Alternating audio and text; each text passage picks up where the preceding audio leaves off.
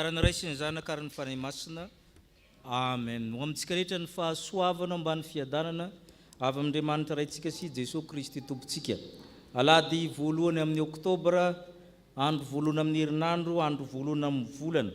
Aorena amin'ny tompo ny fianakaviana, ny momba ny fianakaviana ny fiampianarana rehetra atao mandritra n'ity ray volana ity. Ny koa ny iarabantsika sy tonatsika mbavaka nireo andeny faharoapolo amin'ny akademia miaramila mbavaka hito amintsika. Dia mangataka anareo izay mba hanangina ny tananareo dia hikopaka aminareo koa ny fiangonana.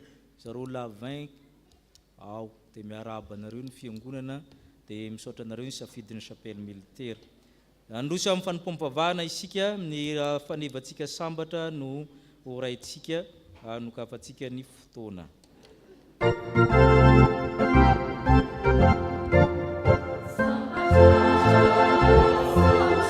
Sambatra, ni festa,